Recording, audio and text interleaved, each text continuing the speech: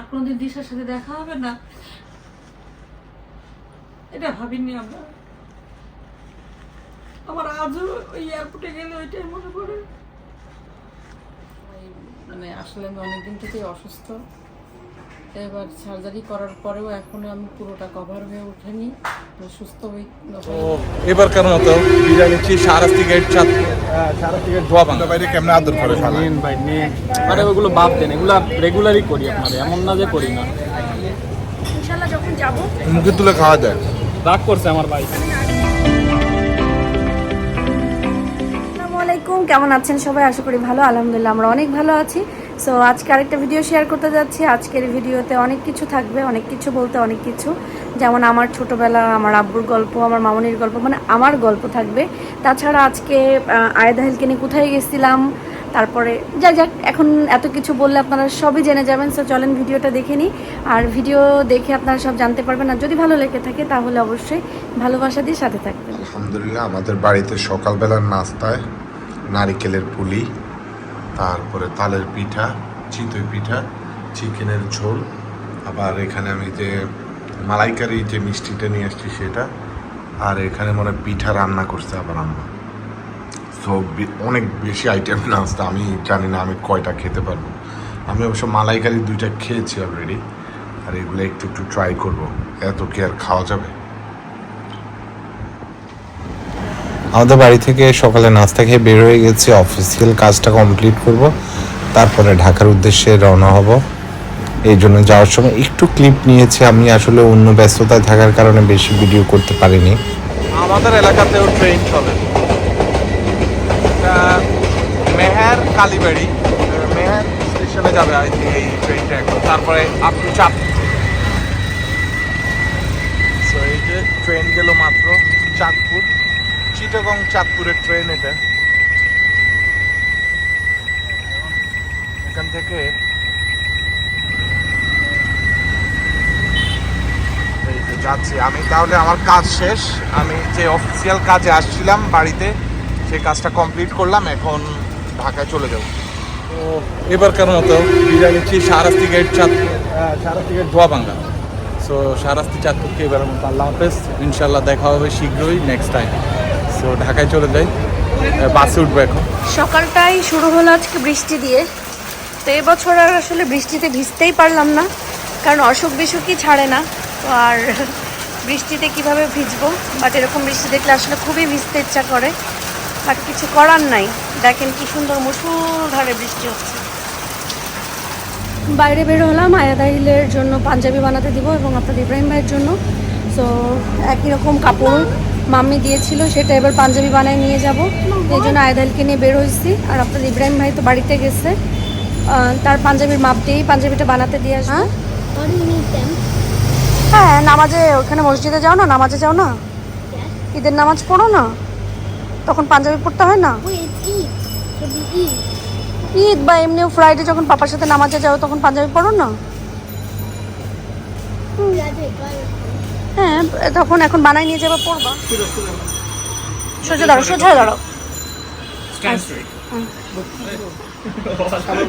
তুমি just normal. ওকে, measure করতেছেন। চলে যাওয়ার আগে একটু মোহাম্মদপুরের যেই হচ্ছে স্ট্রিট ফুডগুলো আছে সেগুলো না খেয়ে গেলে তো হয় না।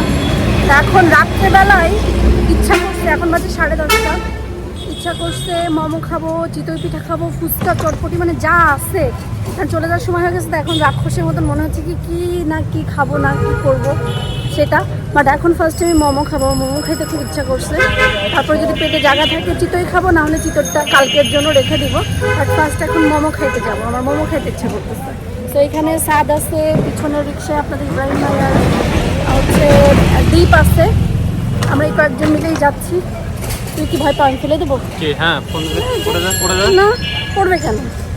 আরে 3.5-4 বছরের অভিজ্ঞতা, পড়বে। এবার এসে ওইবার বলতে কি, যে কয়েকদিন আগে এসে ওনাদের মোমোটা খাইছি, আমার কাছে খুবই ভালো লাগছে। এটা হচ্ছে স্টিম অ্যান্ড ফ্রাইজের, আর এটা হচ্ছে একেবারে এটা কি, ওটা কি রেস্টুরেন্ট? কুরাইশি কাবাব, কুরাইশি কাবাবের অপোজিটেই। তো ওনাদেরটা অনেক মজা হয়, আর সব থেকে বেশি মজা ওনাদের ম্যারেন্ডাটা ফ্রিজ থেকে দেয় একদম ঠান্ডা ঠান্ডা নাকি বলে স্যার ঠান্ডা। আমি তো তোমাকে চিনাইলাম। এই জায়গাটা ভাবনা বলছে যে এই তো জায়গাটা কি হয়েছে? আমি উদ্যোক্তা, তুমি বুঝতে হবে না, যে তুমি বের হইতে দেরি ভাবনা। করতেছিলে, এটা তো বন্ধ হয়ে যাবে। ভাবনা বলছে এই জায়গার মোমোটা খেয়েছে অনেক মজা, দেশে খেলাম নি চলেন। অ্যাপ্রিশিয়েট করো যে আমার দ্বারা থ্যাংক ইউ ভাবনা, থ্যাংক ইউ সো মাচ ভাবনা এই সুন্দর জায়গাটা পরিচয় করে দেওয়ার জন্য। অ্যান্ড থ্যাংক ইউ সাদ আজকে ট্রিটটা দেওয়ার জন্য। থ্যাংক ইউ, না না না না না থ্যাংক ইউ সো মাচ সাদ আজকে ট্রিটটা দেওয়ার জন্য।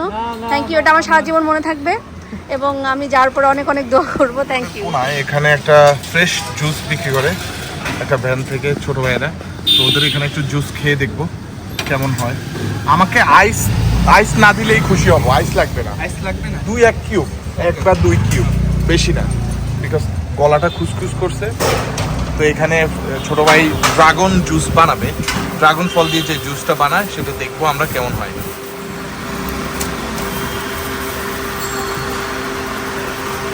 ও ফ্রুটটাকে প্রথমে কেটে নিচ্ছে।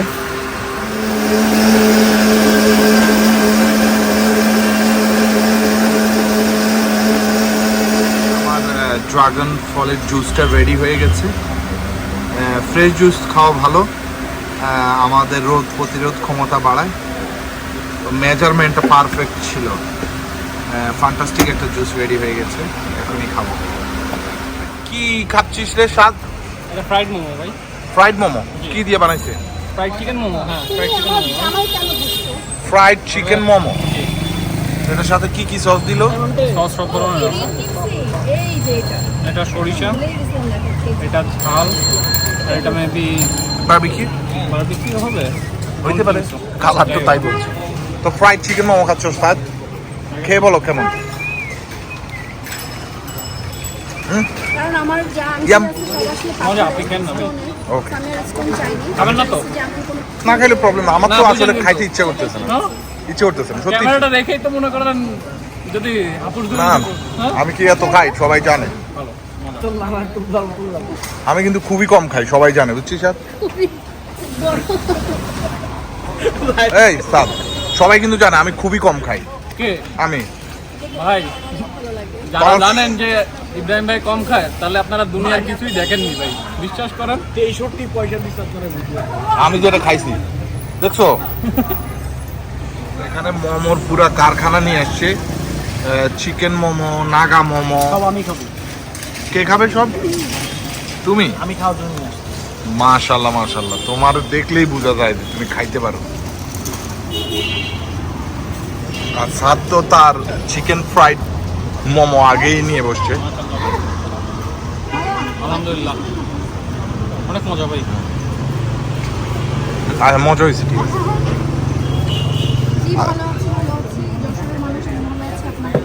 বাইরে কেমন আদর করে ফেলা? নেন ভাই নেন, আরে ওগুলো বাদ দেন, এগুলো রেগুলারই করি আপনার, এমন না যে করি না। ইনশাআল্লাহ যখন যাব মুখে তুলে খাওয়া যায়। রাগ করছে আমার ভাই। আমি নার্গিস তুমি দেশে এসে খাও। না না, এটা বাকিটা খাও। এটা শেষ করো। আমি একটাই খাইবি। আরে নেন না, আপনার দ্বারা সম্ভব এমন কোনো কাজ আছে বলেন ভাই? এটা একটু নিয়ে নিন। আমাকে ও খাই। কি না, আপনি খাইতেই পারেন না ভাই, আমরা না দিলে আপনাদের রিকোয়েস্ট রাখতে রাখতে আপনি খেয়ে নেন। আমরা না বললে ভাই খায় না, খায় অনেক ভালো, বুঝছেন না ভাই? যদি তুমি রিকোয়েস্ট করে মুখে তুলে দাও তো একটু খাই, নাহলে আমি খাইতাম। ঠিক আছে ভাই, বুঝছি যে একটু খাওয়াই দিলে খায় আমার ভাই, তার বেশি খায় না সে, মাঝে মধ্যে একটু।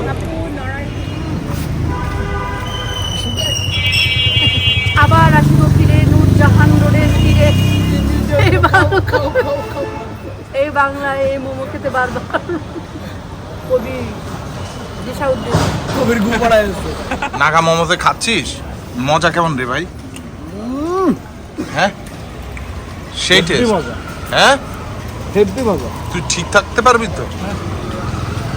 আল্লাহ তুমি দেখো, যদিও অসুস্থ, তো সে যেন বাসা পর্যন্ত যায় পৌঁছায়। আল্লাহ গুড লাক টু দীপ। এখানে একটা বিড়াল পাইছে, ওইটারে কোলে নিয়ে নিছে। দীপ এটা কি তোমার? জি জি, আপাতত কত দিয়ে কিনছো? কিনি নাই, আল্লাহ দিছে এবার আবার রেখে যাবো। কে মন মতন খাইছি মোমো, যতটুকু ইচ্ছা হয়েছে ঝাল ঝাল করে খেয়েছি। আর বাকি যেগুলো ছিল, ওই যে আমার কাছে সব থেকে বেস্ট লাগছে হলো নাগা মোমোটাই, একটা নাগা ফ্লেভার যে মুখে লাগে না, সেটা এই যে দেখেন লাল লাল নাগা মোমো। এটা কিছুটা গোলাপ ফুলের পিঠার মতনও লাগে। তো এগুলো আমরা 5 প্লেট অর্ডার করছিলাম টোটাল। 5 প্লেটের ভিতরে খেয়েছি যা ইচ্ছা, আর বাদ বাকি এখন যা আছে এটা পার্সেল করে হচ্ছে বাসায় নিয়ে যাব। বাসায় যে মজা করে খাবো। আর এখানকার ড্রিঙ্কস, পৃথিবীর সব থেকে সচেতন নাগরিক। তো আমরা বাসায় যাচ্ছিলাম, বাসায় যাইতে যাইতে হঠাৎ দেখি কি আমার ছোট মামা, কচি মামা সায়ান আর আহিলকে নিয়ে হাঁটতে বেরোইছে। হ্যাঁ, এখন আমরাও হাঁটতেছি। হাঁটা স্বাস্থ্যের জন্য উপকার। ওই যে সামনের যে রিক্সাটা, ওই রিক্সায় ওরা হাঁটতে বেরোইছে। সামনে যাও তো এই রিক্সাটা। এই যে আপনারা দেখেন এই রিক্সায় হাঁটতে বেরোইছে। মামা ঘেমে গেছেন তো হাঁটতে হাঁটতে মামা? আর অনেক কষ্ট হাঁটাহাঁটি অনেক কষ্ট। হ্যালো আহিল, এই যে হাঁটাহাঁটি অনেক কষ্ট, হাঁটতেছে। হাঁটার রহস্য হলো চিলক্স। হ্যাঁ, এটাই হচ্ছে হাঁটার রহস্য। তো তারা এখানকার চিলক্সে এসেছে। এই যে 12টার সময় আসছিল চিলক্সে বার্গার খাইতে, বন্ধ।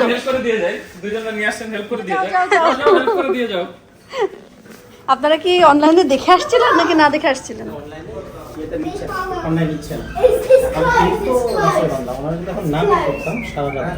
ও আচ্ছা,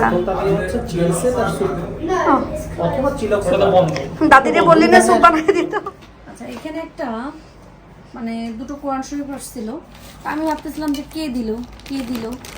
তো তখন হচ্ছে খুঁজেই পাচ্ছিলাম না, কারণ যারা আসলে প্রমোশনাল কাজ করে ওনারা তো এইভাবে দিয়েই দেয়। তো পরে গতকালকে বা আজকেই যেন জিতু ভাইয়া মেসেজ দিয়ে বলল যে আমাদের জন্য দুজনের জন্য হচ্ছে কোরআন শরীফ পাঠাইছে সুন্দরভাবে বাংলায়, এবং আল কোরআন বাংলা মর্মবাণী এটা একটা, আর এটা হচ্ছে কোরআন শরীফ সরল বঙ্গানুবাদ। তো জিতু ভাই বলছে এটা জিতু ভাইয়ের অনেক পছন্দের, কারণ এটা খুব সুন্দরভাবে সহজভাবে বাংলায় কোরআন শরীফ যেটা সেটা। সো এটা আমি সুন্দরভাবে পড়লে বাংলা কোরআন শরীফটাই পড়তে পারবো। তো এটা আমার কাছে অনেক ভালো লাগছে যে জিতু ভাই বলছে এটা ওনার আছে একটা, এবং এটা বেস্ট, এটা আমার জন্য, আর এটা হচ্ছে আপনার ইব্রাহিম ভাইয়ের জন্য। তো যাই হোক, এক ঘরে থাকলে সবাই আমরা মিলেমিশে পড়তে পারবো এটা। So thank you so much Jitu ভাইয়ারে যে আমাদের জন্য এত সুন্দর একটা উপহার পাঠাইছে। আচ্ছা, এবার মামনি, আপনারা অনেকেই মামনিকে অনেকদিন দেখেন না, অনেকে ভিডিওতে খোঁজ করছেন। তো আজকে মামনি ক্যামেরার সামনে। মামনি আসলে বেশিরভাগ সময় এই বাসাতে এত বেশি মানুষজন থাকে, নাস্তা বানাইতে গেলে 2-3 ঘন্টা যায়, এরপরে লাঞ্চ রেডি করতে গেলে আবার 2-3 ঘন্টা, ডিনার রেডি করতে গেলে 2-3 ঘন্টা। তাহলে দিনের সময় কতটুকু থাকে? কোনো সময় মামনি দেখি মোবাইল টিপেতে সোফার মধ্যে মোবাইল আছে, মামনি নাই, মানে মামনি ঘুমাই গেছে। তার থেকে বড় কথা হচ্ছে মামনি তো অসুস্থ না। যে কয়েকদিন আগে আমরা আসার কয়েকদিন আগে আমি যে ইমার্জেন্সি আসছিলাম তখন অসুস্থ ছিল। এরপরে তো আমরা আসার কয়েকদিন আগে সার্জারিটা হলো। তো এটা তো মোটামুটি ঠিক হতে পুরোপুরি 8-9 মাস, মানে বছর খানিক লেগে যায়। তো সেটার একটা আছে, শরীরটাও খারাপ থাকে, এই জন্য সব কিছু মিলাই আর কি থাকে। আর মামনি যেহেতু কিচেনে বেশি থাকে, আসলে ক্যামেরার সামনে আনার মতো সিচুয়েশনে থাকে না, এই জন্য আমরা সবসময় ভিডিওতে কভার করি না। মামনি, দর্শক শ্রোতাদের উদ্দেশ্যে আপনি কিছু বলেন। কি বলবো, আপনি যশোরের ভাষায় সুন্দরভাবে যে কোনো কিছু বলতে পারেন। আসলে আমি সবসময় মানে টায়ার্ডই থাকি, সেটা রান্নার কারণেই হোক আর এমনিতেই হোক। সবসময় মানে আসলে আমি অনেকদিন থেকেই অসুস্থ। এবার সার্জারি করার পরেও এখনও আমি পুরোটা কভার হয়ে ওঠেনি, সুস্থ হই নাই, এখন ওই অবস্থায় আছে। যাই হোক, ওরা চলে যাওয়ার পরে হয়তো দীর্ঘদিন ঘুম টুম দিয়ে একটু রেস্টে হয়তো সুস্থ হয়ে যাবো তাড়াতাড়ি। তো তারপরে ওরা এসছে অনেকদিন পরেই, তো ওদেরকে শত কষ্ট হইলে ওদেরকে যতটা আদর আপ্যায়ন করার দরকার, আসলে যতটুকু করা উচিত আমি আসলে ততটুকু পারতেছি না। আমার মনে হচ্ছে যে আমি আরো কিছু করার ইচ্ছা আমার ছিল বা করা উচিতও ছিল, কিন্তু পারতেছি না। যাই হোক, তারপরে যতটুকু চেষ্টা করতেছি। তো চেষ্টা করলে কি হবে, রান্না করে ওরা ঠিক মতো খায় না, ওরা শুধু বাইরেই খেয়ে বেড়ায়। অনেক সময় রান্নাটা একেবারে টেবিলেই থাকে, ওদের মতো ওরা বাইরে খায়, জোরপূর্বক অনেক সময় খাওয়ানোর চেষ্টা করি। তো কখনো খায় কখনো খায় না, ওরাও অসুস্থ থাকে, ওদের অনেক সময় পেটের সমস্যা থাকে। আয়া দেখাইলে অনেক সময় মানে যেটা রান্না করতে সেটা খাচ্ছে না, ওদের খাবারটা তো আলাদা, আমাদের খাবারটা ওদের শ্যুট করে না, ঠিক মতো খায়ও না।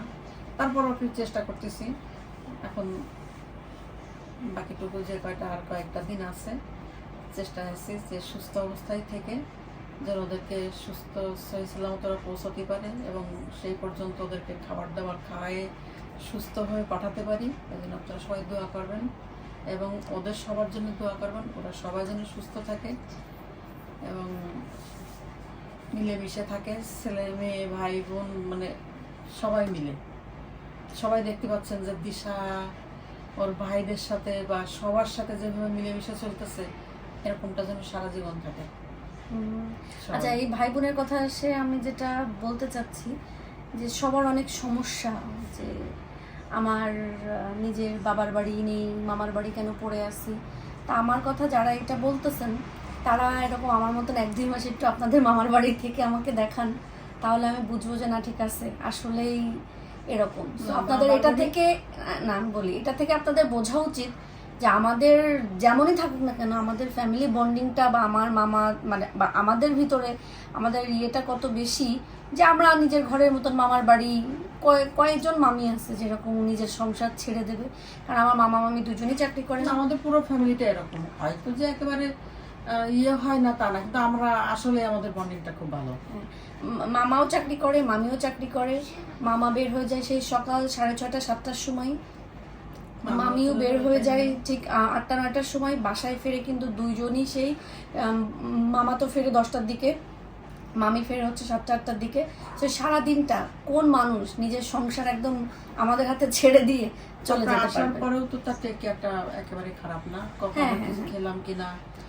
প্রতিদিন বাইরে থেকে আসার সময় মামি খাবার নিয়ে আসে, প্রতিদিন নাস্তা নিয়ে আসে বিকালের, আবার জিজ্ঞাসা করে কিছু খাইছে কিনা। রাত্রে শেষ টাইমেও আবারও সে একবার সবার দিকে মানে ইয়ে করে যে কে খেয়েছে কে খায়নি। তো আসলে এখনকার বাংলাদেশের প্রেক্ষাপটে এরকম কখনো হয় না। আর বিশেষ করে ঢাকায় যেমন দেখা গেল, ঢাকায় সবাই হচ্ছে মেহমান মানে আতঙ্ক মনে করে, যেটা সত্যি আর কি। ঢাকায় কেউ কাউকে এরকম সারা মানে 2-3 মাস বসায় রেখে খাবে না। সত্যি মৌসুমীকে থ্যাঙ্কস জানানো উচিত। শুধু থ্যাঙ্কস দিলেই মনে হয় কম হয়ে যাবে, আরো যদি কিছু দেওয়া যেত তাহলে আরো বেশি বেশি এতটা এই যে আমি আসছি না, মানুষই এত পছন্দ করবে না আমার মনে হয়, আমার জানা। তার আগে বলি যে আমি আসছি না, আমি আসার কিন্তু কয়েক মাস আগে, কয়েক মাস না নিঝুমরা এসে থেকে গেল। হ্যাঁ, আমি আসার কয়েক মাস আগে আমার 2 খালা, একজন ডেনমার্ক থেকে একজন আমেরিকা থেকে, ওই সময় আমারও আসার কথা ছিল বাট আমি আসতে পারিনি। তো হচ্ছে 2 খালা এসে কিন্তু এই বাসায় প্রায় ওরাও 1-1.5 মাস 2 মাস 3 মাস এরকম থেকে গেছে। তো তখন এরকম জায়গা থাকে না, তখন আরো বেশি মানুষ ছিল, এখন আরো কম, তখন আরো অনেক বেশি মানুষ ছিল। তো সবকিছু মিলায় আসলে এরকম আমার মনে হয় না কারোর মামা মামি, বিশেষ করে মামা বাদ দিলাম, মামি কারোর জন্য করবে, শোয়ার জায়গায় থাকে না, ওদের নিজেদেরই শোয়ার জায়গা থাকে না সেটা। তো এটার জন্য আল্লাহ সুস্থ রাখুক, তাদেরকে ভালো রাখুক, এই মন মানসিকতায় রাখুক, আর আমাদেরকে থাকতে দিক, আমরা আনন্দ ফুর্তি করে বেড়াই। সবার সাথে সবার বন্ডিংটা যেন ভালো থাকে, এটাই হচ্ছে আমারও চাওয়া। যে তোমার শ্বশুরবাড়ির এলাকার সবার সাথেও থাকবে, ননদরা থাকবে, যেমন তোমার শাশুড়ি নেই তাদেরকে ওইভাবে বোনের মতোই তাদের সাথে মিলেমিশে চলবা, এবং আমাদের পরিবারেও যেমন সবার সাথে মিলেমিশে চলবা, এটাই আমার তোমাদের কাছে। কালকে আজকে আপনাদের গতকালকে আপনাদের ইব্রাহিম ভাই অনেকে অনেক কিছু। আচ্ছা যাই হোক, আমি হচ্ছে আহিল একটু কি বলছে আমি ওইটির খেলে চলে গেছিলাম। তো গতকালকে আপনাদের ইব্রাহিম ভাই তো ইমার্জেন্সি বাড়িতে গেছিল, পরে রাত্রেবেলায় আমি আগের দিন অবশ্য আব্বারে ফোন দিয়েছিলাম, আমার শ্বশুরকে আর কি ফোন দিয়ে এমনি করছিলাম, পরে ওই সময় ব্যস্ত ছিল দেখে কথা বলতে পারিনি। তো কালকে দেখি ফোন দিছে, তো আমি পরে ফোন সেই সময় ধরতে পারিনি, পরে ব্যাক করছি। তো পরে হচ্ছে ইমার্জেন্সির জন্য যেহেতু গেছে আজকে আবার চলে আসবে, তারপরে আমার জিজ্ঞাসা করতেছে কি দিয়ে পাঠাবো আমি কি না কিচ্ছু দিয়েন না, কারণ কিচ্ছু লাগবে না হচ্ছে, কারণ সে হচ্ছে কাজে গেছে, হাজীগঞ্জ যাবে, ওইখান থেকে আবার ডাইরেক্ট ঢাকা চলে আসবে, তো কিছু দিয়েন না। বলে আচ্ছা ঠিক আছে। তা কিছু ড্রাই কিছু মানে বারবারই জিজ্ঞেস করছে, আমি দিতে মানা করছি, তারপরেও কিন্তু অনেক জিনিস দিছে, অনেক জিনিস বলতে আমরা দিছে, ফ্রুটস দিছে আর কি, গাছের পেঁপেটা পছন্দ করি পেঁপে দিছে, তারপরে হচ্ছে আমরা দিয়ে দিছে, এই তো টুকিটাকি এই জিনিসগুলো দিছে আর পিঠা ও আর পিঠা দিছে। যদি আমি পিঠার তো ফ্যান না, এটা হচ্ছে বাসার সবার জন্য, বাচ্চাদের ভাইয়ের জন্য দিছে। হ্যাঁ শাক দিছে, আমাকে কালকেই বলছিল যে আলু শাকটা হচ্ছে সোহাগ দেখছে অনেক শখ করে খাইছে, হেলাঞ্চি শাক না কি বললো, আর আলু শাক তো অনেক শখ করে খাইছে। তা দেখি তোমার শাক বানাই বলে আমরা যেটা বললাম আমরা হামুয়ান, আমাদের ওইদিকে ওটার নাম হাইসা শাক, হাইসা শাক। যে আমাকে আব্বা হেলাঞ্চি বলছে, তাই তো বলছে যে এটা সব করে খাইছে, তা কিছু দিয়ে দিব না, তোমরা রান্না করে খাও। তো ওই শাক দিছে, আর বলছে যে বাদ বাকি আসার আগে বইলো কি কি লাগবে। আমি বলছি এখন না, আসার যখন আসবেন লেবু দিয়ে খুব মজা লাগে, কালকে লেবু রান্না করে লেবু। আমি বলছি এমন ভাবে নিয়ে আসবেন যেন একবারে লাগেজে ঢুকাই ইউকে নিয়ে যাইতে পারি। তো যাই হোক না কেন সবকিছু মিলে আমাদের আলহামদুলিল্লাহ। দেখতে চেয়েছেন, ধন্যবাদ, সবাই ভালো থাকেন। আচ্ছা সবাই না আমার কথা একটু জিজ্ঞাসা, মানে আপনার কাছে গল্প শুনতে চাই, আমার গল্প ছোটবেলা থেকে। মানে আমি ছোটবেলায় আগের বারও তো দুষ্টু ছিলাম। একটা গল্প শুনেছেন, এবার আরেকটা শোনান। মানে আমি ছোটবেলায় কি খুব দুষ্টু ছিলাম না কি ভালো ছিলাম না, আমার কিছু জিনিস না, তুই ছোটবেলায় ভদ্র দুষ্ট ছিলি। ভদ্র দুষ্টু। যেমন হয়তো আমি ঘুমায় আছি, তো এটা তো সেমই আছে। বের করে নিয়ে হলুদের ভিতরে লবণ ঢেলে, তেল ঢেলে, সব ঢেলে ঢুলে নিয়ে, তখন তো আমাদের এমনি চুলা ছিল, চুলার পরে দিয়ে পাটকা দিয়ে জ্বালানো শুরু করে গেছে। ওটা তো একটু বুঝ হবে, একদম ছোট থাকতে তো না, ছোট থাকতে আমি ছিলাম কচ্ছপ সাপ পুকুরে। তখন হচ্ছে তোমার ওই যে কত ছোটবেলার থেকে পুকুরে মানে ভাসতো, এটা আসলে মানে আমি নিজেও ভুলে গেছি যে এত ছোটবেলায় যদি আমি এখন বলি যে ও 2 বছরের আগের থেকেই পানিতে নামতো, তাহলে সেটা বেশি বলা হয়ে যাবে, কিন্তু আসলে এটাই ছিল। মানে সাপের মতো হাঁটতে যখন পারে তখনই ও যে পানিতে নেমে এতটুকু বের করে দিয়ে বসে থাকতো। শেষে আমি তো তখন আসলে অনেকটাই অসুস্থ থাকতাম। তারপর আব্বু শেষে একটা ইয়ে করলো যে একটা কাজের মেয়ে ঠিক করলো, ছোট বাচ্চা মানে বয়স্ক মহিলা আমার কাজ করতো, আর ওই ছোট মেয়েটাকে ঠিক করে দিল যে তুই দিঘির পরে বসে থাকবি, যদি ডুবে যায় তো আমাদের একটু ডাক দিবি, শুধু ডাক দিতে দিতে আমি শেষ। বাট আমার মনে ওটা ডুবার কোনো ইয়ে ছিল না, ওটা অনেক পুরনো একটা দিঘি ছিল, ওটা ফ্ল্যাট ছিল, মানে বেশি পানি ছিল ওই না। দিঘিটা পরিরায় কাটছিল না, হ্যাঁ এটা অনেক আগে, অনেক আগে রাতারাতি পরিরা ওই দিঘিটা কাটছিল, আর ওই দিঘিটা কেটে হ্যাঁ 7টা ঘাট, আর দিঘির চারিপাশে একদম পাহাড়ের মতো এত উঁচা করে ছিল। এখন নাই, কেটে তো মাটি কেটে যে পাহাড়ের পাশে দিঘির পাশে রাখছিল, তখনকার দিনে হচ্ছে নাকি ওই পাহাড়ের উপর আমার একটা সমস্যা ছিল, ওরা সবাই ভালোবাসতো, আদর করতো, হুটহাট করে দিশা নেই কি ব্যাপার, কে কোলে করে নিয়ে কোথায় চলে গেছে, যে হয়তো অনেকগুলো খাবার দাবার দিয়ে আবার দিয়ে গেছে। পাশেই ছিল থানা, ওসি, তারপরে হচ্ছে ওইখানে যে দারোগা যারা যারা ছিল, ইচ্ছা মতন পেয়ারা গাছে লিচু গাছে ঘুরতাম, আর বললাম কি আঙ্কেল সন্ধ্যা হয়ে গেছে, তারা আমাকে দিয়ে দিচ্ছে, বলতে কি মামনি বাসায় যাও, মামনি বাসায় যাও, বলতে কি আঙ্কেল প্লিজ আর একটা পেয়ারা, তারপরে আচ্ছা আচ্ছা কোনটা, যাই নখ দিয়ে দিয়ে পুরা পেয়ারার গোষ্ঠী মারে, যেটা দেখতাম যে একটু বেশি নিয়ে ছিঁড়ে এরকম কষে করে নিয়ে। অধিকাংশ লোকে ওকে ডল বলে ডাকতো, কেউ বলতো ডল, কেউ বলতো লোটা, বাসলাম না মানে হাইসা দিব কিন্তু। হ্যাঁ ডল, লোটাস, আর একজন বলতো ফার্স্ট লেডি।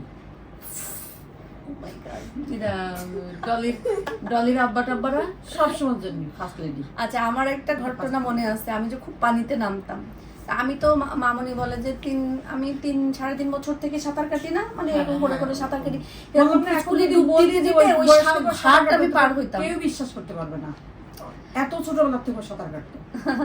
তো মামনি তো সাঁতার জানে না, হ্যাঁ আমি কিন্তু এখনো সাঁতার জানি না। তো ওই যে একদিন খুব রাগ হয়ে গেছে, আমি তো শুধু পানিতে ডুবাচ্ছি, এখন আমার ধরতে পারে না। ওরা যখন আমি ধরতে যেতাম, ও হাঁসের মতো তখন নতুন নতুন শিখছি, দম নিয়ে ডুব দিয়ে আর একদিক দিয়ে ঠেলে মাঝখানে চলে যেত। তো একদিন হাতের ভিতরে চুবাই ধরে রাখছিলাম, উঠবি রে সবাই ধরেই রেখে দিয়েছে। পরে ওইটাতে আমার উপকার বেশি একটা হয়নি, এবার আমার সীমানার আসতো না, ওই একেবারে মাঝখানে চলে যেত। জেলেরা যে মাছ ধরতো না, মাছ ধরে জাল নিয়ে সব এই ঘাটের কাছে আসছে, এবার আমি তো যে ওই হাঁসের মতন ডুব দিয়ে শুরু শিখছি, পরে কি করেছি ডুব দিয়ে জাল কোন জায়গায় আছে জালের মুচো করে এই মাছ যেখানে ধরছে না ওর মধ্যে চলে গেছি। এবারে দা ছিল না, কে ছিল না যে মাছ ধরতে, যে কি দা না কি যে জেলেদের সর্দার ছিল, যে পরে মাছ এরকম ধরতে যাওয়ার মাথার কি দিশামণি তুমি এর মধ্যে কেন, হ্যাঁ বলছি কি তুমি এর মধ্যে কেন? আমি কই মাছ দেখতে এসেছি। তো মাছের সাথে তুই যে মানুষ তো মাছের সাথে নিয়ে দিয়ে দেবে। পরে উঠাই নিয়ে এখানে এসে পরে একটা মাছ দিয়েছে। ওর ওই একটাই ভয় ছিল, ছোটবেলায় যে কেউ ওরা কোলে করে চলে যেত। এতটুকু একটা মাছ। তবে সবাই চিনতো যেটা সিদ্দিক সাহেবের মেয়ে বা সিদ্দিক ভাইয়ের মেয়ে, সিদ্দিক নানার মেয়ে, ওইখানে এলাকায় তো সব, আমরা তো এখানকার এলাকারই, তো সবাই জানতো। আমি তো চোরের সাথে গল্প করতাম, আমি ভাবতে বলতেছি ভাবনা মানে হিসেবে। হারানোর এটা কোনো আগেও ভয় বলা ছিল হয়েছে। না। কেউ যে হারাবে, ও যে মানে ইয়ে করবে, এটা পারবে না। যেখানেই যাবে সবাই চলবে যেটা সিদ্দিক ভাইয়ের মেয়ে। আমি একদিন ভাবনারে বলছি যে আমি যে চোরের সাথে যে বসে বসে গল্প করতাম, ভাবনা আসে। আমি জিজ্ঞেস করতাম আপনি কি চুরি করেছে, তা কি জন্য চুরি হ্যাঁ, ওই যে করেছে? জেলখানায় যে ওই থানায় থানা না, ওই ওসি আঙ্কেলরা বা ওইখানকার যারা আছে, মামনি অনেক গল্প হয়েছে, এবার যাও, এবার বাড়ি যাবো কিনা আঙ্কেল, আরে কি শারমিন যখন ছিল, শারমিন ছিল না? হ্যাঁ। আমি তো থানার মধ্যে যে ডাইরেক্ট করার কিছু জিজ্ঞেস করতাম শারমিনের না। আব্বাদের বাড়ি আই, কিন্তু সে হ্যাঁ। সাভারে ছিল। আমার বলতো যে যদি কখনো ইয়ে করেন তা আসবেন আমাদের সাথে। কোথায় ঠিকানা ঠিকানা হারাই গেছে তাদের, কি বলে ইয়ে হয়েছে। পারবে না। আর আমি তো সালার ভিতরে যে কারণ তো আমরা কি শেষ করে দেবো? কি সমস্যা? এই প্রতিদিনই তুমি এটা করো। ও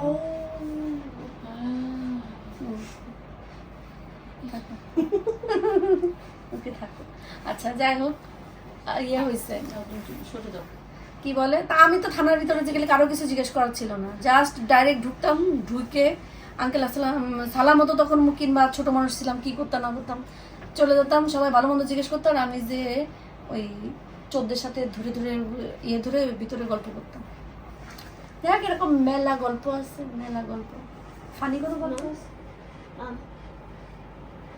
দোকান থেকে আসছে তো ওর একটু মানে পাতলা পায়খানা আসছে, তো সে মেয়ে বলতে আসলেই অজ্ঞান ছিল। সে মানে কেমন যে করতো সে মানে বিশ্বাস করার মতো না। তো এসে দেখে যে মানে বমি করেছে, মানে বমি করলে সে ওই মেয়েরে এক হাতে নেছে আর লুঙ্গিটা ধরেছে, মানে লুঙ্গি এসে শার্ট খুলে ফেলেছে। সে খুলে ফেলার পরে মানে জানতো একটু অসুস্থ ছিল, কিন্তু তার সামনে একবার বমি করে ফেলেছে। ওইভাবে মেয়েরে এই বগল এনেছে, লুঙ্গিটা ধরেছে, স্যান্ডেলে একটা আছে পায়ে, আর একটা নাই, আরেকটা আমাদের ঘরের সামনেই থেকে গেছে। এবার মেয়ে নিয়ে তো চলে গেছে ডাক্তার নজরুল ছিল তখন, নজরুল ডাক্তারের এখানে যাওয়ার পরে যখন তার ওষুধ টষুধ দিয়ে আর পরে ফিরে দেখা যায় তার যে অবস্থা, এখন তো সে বাসায় ফিরে আসবে কি করে, তো খালি গায়ে, পায়ে স্যান্ডেল নাই। পরে আমাদের পাশে ছিল আকরাম মামা, আকরাম মামাও গেছে যে সিদ্দিকের মেয়ের কি অবস্থা, একটু সাথে যায়। তখন মামা আমি এখন বাড়ি ফিরবো কি করে, তাহলে তুই ভ্যানে ওঠ, ভ্যানে উঠে যাক ওইটা নিয়ে পরে এরকমই আর কি। সে প্রায় সময় মেয়ে বলতে সে অজ্ঞান ছিল, ওই বলতে অজ্ঞান ছিল। কিন্তু সবচেয়ে একটা দুঃখজনক ঘটনা হচ্ছে সেটাই যে দিশা যেদিনকে লন্ডন প্রথম যায়, ইব্রাহিম তো আগেই চলে গেছিল, পরে দিশা গেছে একা,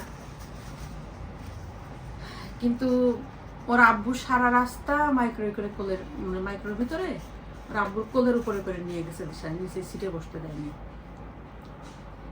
কিন্তু সবচেয়ে দুঃখজনক যে ওটাই যে তার শেষ হবে, দিশার কোলে করে নামাই দিয়ে আসা, আর কোনোদিন দিশার সাথে দেখা হবে না, এটা ভাবিনি আমরা। আমার আজও ওই এয়ারপোর্টে গেলে ওইটাই মনে পড়ে যে কে জানতো যে দিশার সাথে আর তার দেখা হবে না।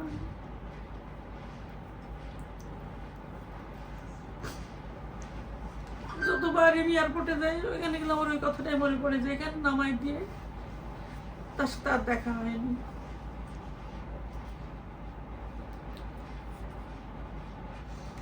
এবং মৃত্যুর আগে সে সত্যিই পাগলামি করছিল শুধু একটু দিশার দেখার জন্য,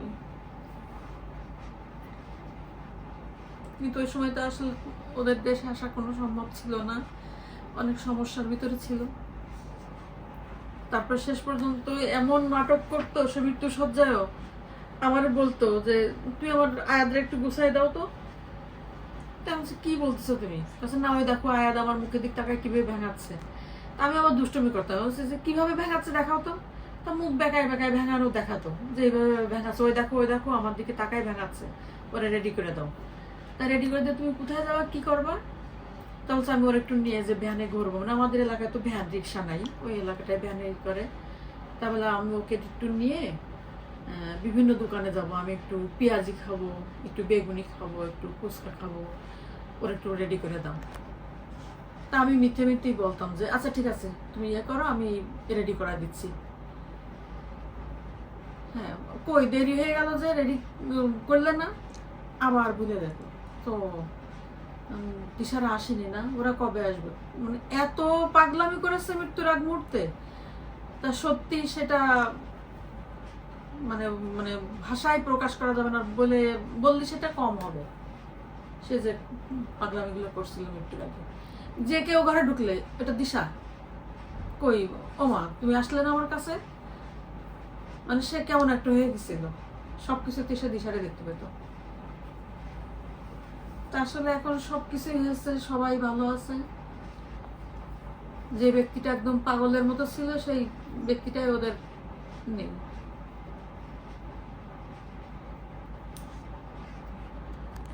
আসলে ওর সাথে ওই সময় ইব্রাহিমের মারও দুর্ভাগ্য, সেও আর ছেলের সাথে আর দেখা করতে পারিনি। সবার ভিতরে আসলে অনেক কষ্ট ছিল যে কবে ওরা দেশে আসবে, কখন দেশে আসবে। মানে এত ইসের ভিতরে মানে যেমন দিশার আব্বু তেমন ইব্রাহিমের মা, দুজন ব্যক্তি তাদের আমাদের কাছে রেখে গেছে এখন এইভাবেই। যাই হোক, আপনারা সবাই তাদের জন্য দোয়া করবেন, তারা যেন বেহেশত নসিব করে, আর সেই সাথে দিশারাও যেন ভালো থাকে, ওরা সুস্থ থাকে, বিদেশে থাকে। সেখানে আসলে আমরা আপনজন কেউ থাকি না, সবাই মানে পরকে আপন করেই ওই দেশে বিদেশে বাড়িতে বসবাস করতে হয়। সব পর, সেই পরদেরকে আবার সুন্দরভাবে আপন করতে হয়। এভাবেই সবাই ভালো থাকো, তোরাও ভালো থাকবি, আর সবাই দোয়া করবেন যেন ওরা ভালো থাকে। ওইটাই আর কি। তাহলে কি সবাই ভালো থাকেন, সুস্থ থাকেন। আজকে একটু কথাবার্তা বললাম আর কি, ইমোশনালি হয়ে পড়লাম সবাই। এটাই আসলে ওর আব্বুর কথাটা মনে করলে আমি কোনোভাবেই বলতে পারি না যে দিশার সাথে যে তার আর দেখা হবে না। সে কখনো দিশা বলে ডাকিনি, জননী আর মামনি ছাড়া কখনোই দিশারের নাম ধরে ডাকিনি, কোনোদিনও না। এটা ভিন্ন ধরনের বন্ডিং ছিল তাদের দুইজনের, কিন্তু সেই দিশারে যে সে আর দেখতে পারবে না এটা আসলে কখনো সেও ভাবেনি। তার জন্য মরার আগে সে একদম মানে বলা চলে অর্ধেকটা সে উন্মাদি হয়ে গেছিল শুধু দিশার জন্য। সে শয়ন স্বপনে সবসময় শুধু দিশা দেখতে পেত। যাই হোক, আপনারা সবাই ভালো থাকেন, কারণ এটা হচ্ছে আমাদের এই সমস্ত কথাগুলা, হ্যাঁ এগুলা তো চলতেই থাকবে। আর সবাই হচ্ছে দোয়া করবেন আমাদের সবার জন্য। আর হচ্ছে আব্বু বা আমার শাশুড়ি বা আরো যারা মারা গেছে সবার জন্যই দোয়া করবেন, যেন সবাই যে যেখানে আছে, তোর শ্বশুর শাশুড়ি এখন যারা আছে বর্তমান যারা আছে তারা যেন সুস্থ থাকে, সবাই ভালো থাকে। সেটাই দোয়া করবেন।